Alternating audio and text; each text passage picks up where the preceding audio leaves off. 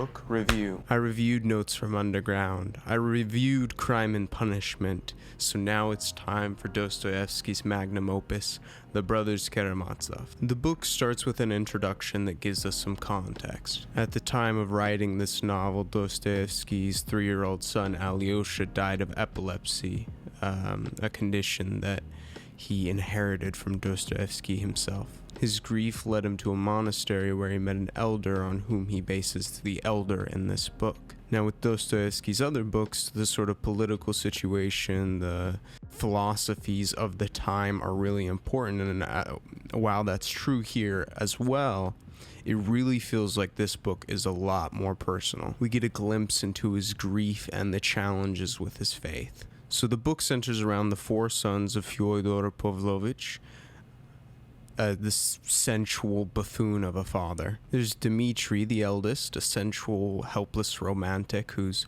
prone to anger and drunkenness. He's driven by passion. There's Ivan, the academic, who's disgusted with all the suffering in the world, and he's driven by reason.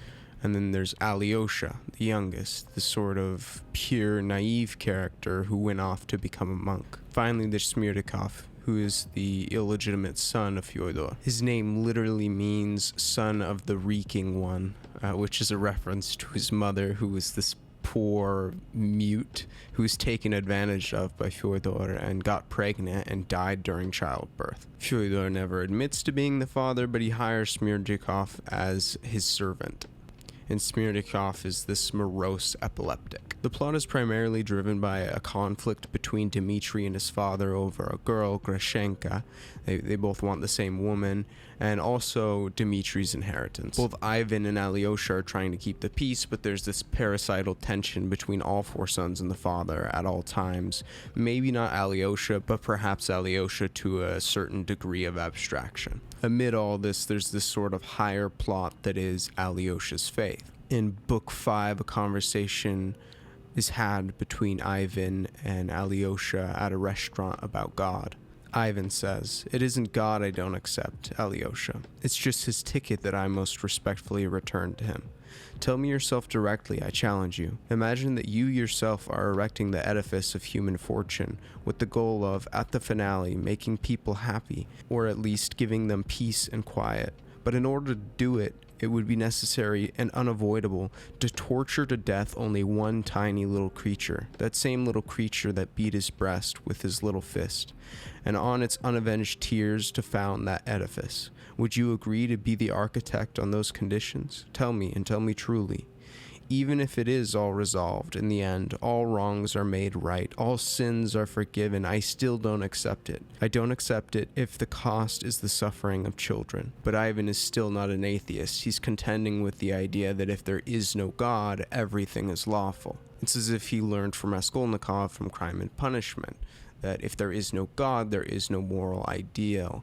And the very compassion that he's basing his rejection of Christianity on necessitates Christianity. So he is simply returning God's ticket. Then comes the most famous part of the book, where Ivan shares a poem with Alyosha, titled The Grand Inquisitor. In this poem, he describes an encounter between the leader of the Inquisition and Christ, who's returned to earth. Rather than receiving Christ joyfully, the Grand Inquisitor has Jesus arrested and then visits him in his cell late at night. He's really angry at Christ, and he's worried that Christ has come to hinder his work. He believes that the church has made right the wrongs Christ inflicted on the world, namely the burden of free will.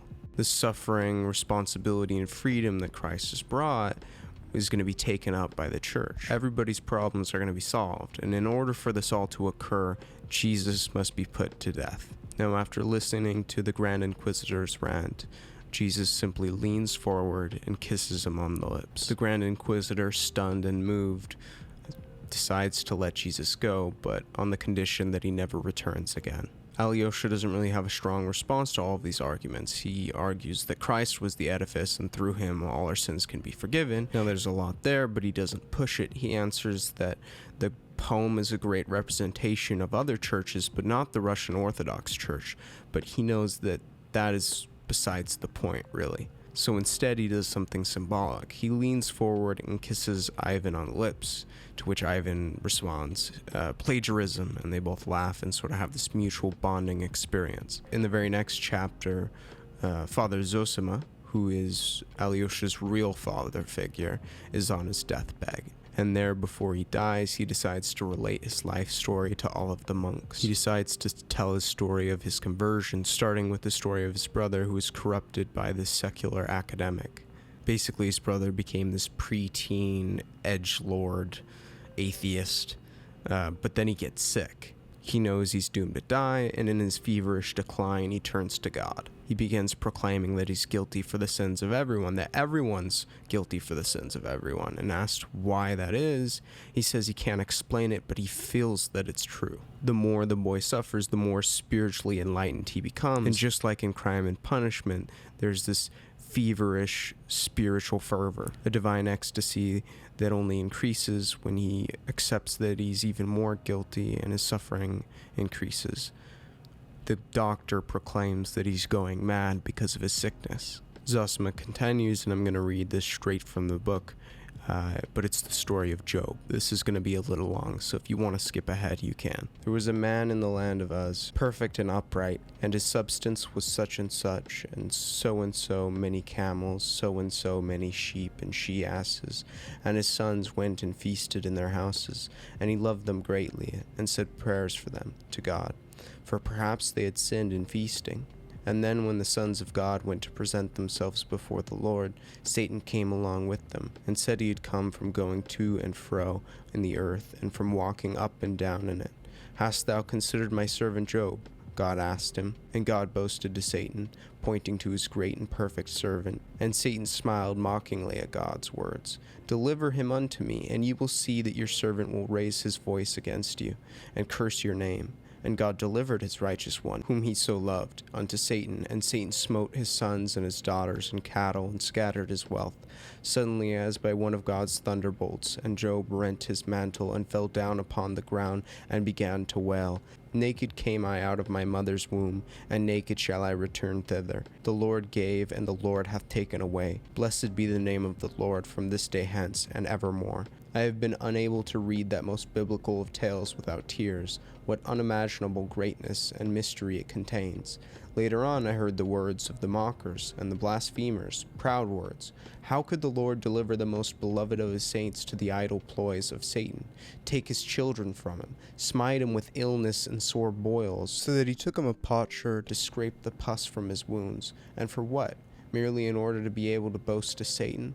There, that is what my perfect servant is able to endure for my sake. But the greatness of it is that here there is a mystery, that here the earth's transitory countenance and eternal truth have come into contact with each other. In the face of earthly truth, an act of eternal truth is accomplished. Here the Creator, as in the first days of the creation, completing each day with an utterance of praise, that which I have made is good. Looks to Job, and again praises one of his creations. But Job, in praising the Lord, serves not only him, but also the whole of his creation, from generation to generation, and from age to age, evermore. For to that he has been preordained. Lord, what a book this is, and what lessons there are in it. God gives Job back his well-being, grants him wealth anew. Again, many years go by, and lo, he has more children, new children, and he loves them. Lord, but how can he love these new children, one might think, when the ones he had before are no more living, when he has lost them? Remembering them, how can he be truly happy, as he was before with the new ones, however dear those new ones are to him? But he can. God's creation being good is the ultimate and eternal truth. This is all a direct counter-argument to the idea that the suffering of the innocent justifies a rejection of God. No, there's humility that suffering brings, like in the case of the elder brother, and more importantly, you can't have love without suffering, and you can't have the most extreme form of love, charity, without bearing guilt. And according to Dostoevsky, or Father Zosima, bearing the guilt of others. Anyway, the story continues, and Father Zosima dies, and his body begins to stink, because dead bodies be doing that. This makes all the monks question everything. It is said that holy men don't stink when they die. this must mean Father Zosima was not a holy man. It can't be that Christ didn't provide a miracle. No, they had too much faith in Christ. So there must be a reasoning behind why Zosima was stinking. Alyosha's foundations have been tested and he leaves the monastery. Now Dostoevsky feels the need to interject here as the narrator and specify that Alyosha isn't leaving because he expected a miracle. Alyosha is leaving because he views this as a great injustice. This man that represented a perfect servant of Christ, his whole legacy has just been dragged through the mud, and how could Christ do this after everything Father Zosima has done? Alyosha says, I'm not mutinying against my God, it's his world I don't accept, which is Ivan's philosophy. In the end, Smerdyakov kills the father, Fyodor Pavlovich, and Dimitry gets blamed for the murder. Smerdyakov also convinces Ivan that he's in part responsible for the murder because Smerdyakov took on Ivan's philosophy that he had taught him that if there is no God, then everything is permissible. Everyone sort of has this coming to Jesus moment, this moment where they all recognize their guilt. Dimitry realizes that he's guilty, that even though he didn't literally murder his father, he desired to murder his father. Now, before I go into what I think this book was really about, I'm going to talk about what Freud thought this book was about. Freud believed this book was a perfect representation of the Oedipus complex. Now, the Oedipus complex, for those of you who don't know, is this idea that as a boy is going through different stages in his psychosexual development, there is this period of time in which he sexually desires the mother. Uncomfortable? So am I. The boy is conflicted because the father is the one that has his mother, and therefore he harbors some parasital feelings. At the same time, he respects his father and wants to emulate him, but also at the same time, he's afraid of his father, afraid his father's going to castrate him. Dimitry and his father are pursuing the same woman, and there are these parasital feelings from all four of the sons, or at least three of them.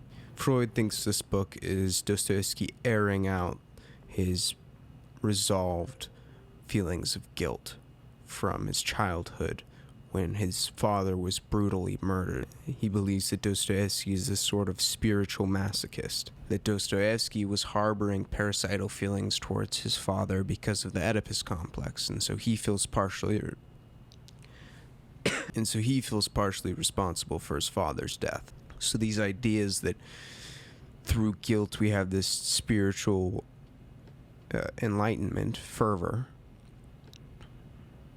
is just Dostoevsky getting pleasure from his neurosis, from resolving that guilt. Freud even went so far as to say that Dostoevsky's epilepsy was a result of this neurosis. Now, I don't agree with Freud, but I too have a psychoanalytic disposition. Dostoevsky has clearly associated himself with the father and with Smerdyakov. He shares his name with the father, Fyodor, and the same affliction with Smerdyakov, epilepsy.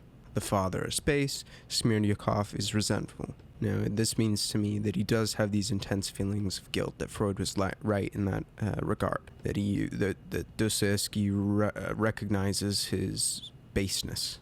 And there are three brothers, the man of passion, the man of reason, the man of spirit, arguably three parts of an individual's being. This book is very personal, and I think it definitely stems from his struggles after the death of his son Alyosha. It feels like him flushing out different parts of his psyche onto the pages. You know, these ideas that he's already thought through, but he just needs to get them into his work. I feel like normal people need someone to talk to organize their thoughts. You know, a therapist. The occasional genius can have that discussion with themselves. They can argue two sides of a position without straw-manning one or the other and, work their thoughts out through that. But I believe artists generally have to work things out via their art. Alyosha is the hero, which I took to mean that Dostoevsky idealizes being driven by spirit. Yet the man of passion and the man of reason also have to come to terms with Christianity. Parricide, the death of the father, in my opinion, is more than just this neurotic echo from Dostoevsky's past. I believe it's death of the father, the archetypal father, God, the rejection of God's world. And who can blame Dostoevsky for having these feelings after losing Alyosha? I can't even imagine that amount of suffering, but I do believe that's probably the most suffering anyone could possibly endure, the loss of a child. And how can everything be good, God's world be good, if something like that is allowed to happen? Dostoevsky said that the entire book was a response to the Grand Inquisitor. And you get these repeated themes of, arguments that are more spiritual than they are rational. Christ doesn't make an argument against the Grand Inquisitor. He kisses him on the mouth. Zosima's older brother can't put the reason why into words, but he feels that it's true.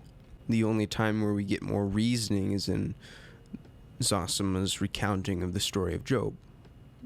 And that's kind of like when Dostoevsky went and met with the elder in his real life.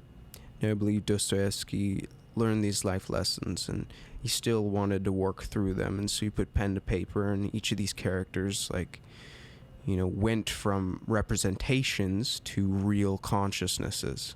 That's Dostoevsky's style of writing, because he's amazing at it. And so the book becomes polyphonic. It becomes a polyphony of voices rather than just one narrative. And so the characters turn from something that you may be able to call a representation to something that you can't reduce to a representation. And therefore, a psychoanalytic approach is, incomplete. I can recognize that Freud is wrong and also recognize that I myself am wrong with that reductive take. And this isn't what a, book review is supposed to be about. I'm not supposed to make lofty assumptions about a man's psyche based on my assumptions about how he works, and based on assumptions of how he goes about creating his art. I'm supposed to, talk about recurring themes, but to some extent I feel like I still did that through the process of doing what I did. Now this leaves one question.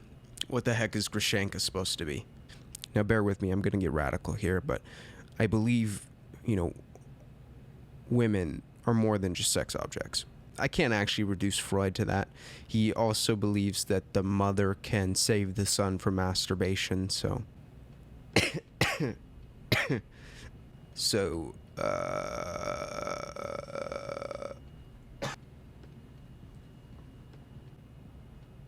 What was I saying? Oh, I can't reduce Freud to, the belief that she's just a sexual object, because the woman is also a redeeming feminine entity. But I find it interesting during, obviously Dostoevsky is like Ivan with his reasons for doubting Christ. He's like Alyosha in his moment of doubt when he experiences these injustices and he wants to return God's ticket, reject God's world. But who does Alyosha go to when he's in this moment of weakness? He goes to Greshenka. And Greshenka is the reason for his spiritual revival. And why? It's because Greshenka had mercy on Alyosha. And, she talked about how she forgives everyone. And this sort of charity brings him back. So although there is this theme of arguments not being entirely rational, or arguments ideally being driven by spirit, there is this underlying rationality that, charity is what, love is what justifies the suffering in this world. That through bearing the burden of guilt, the guilt of everyone, we further our charity, we further our love of others, and we're able to recognize God's world as good. Now that was a kind of sloppy book review. Tolstoy and others don't like his writing style or think he's too extravagant, but I disagree. I love it. I feel like there's a lot that I missed because I was caught up in these main themes, and I say this all the time, but it definitely warrants a second read. I totally ignored the secondary plot involving children and Alyosha. I believe it was like a mirror representation of the main themes again, but still there's probably some subtleties there that I didn't pick up on. This book heavily influenced almost everyone: Heidegger, Kafka, Wittgenstein, Camus, and many, many more. Though I found that commentary on this book is quite vague. I feel like this is always the case with any piece of art, among famous academics especially. And I sympathize with it. That's why I respect Freud a lot, is that even though I disagree with him, and I think he's, way off, he said what he actually thought the book was about.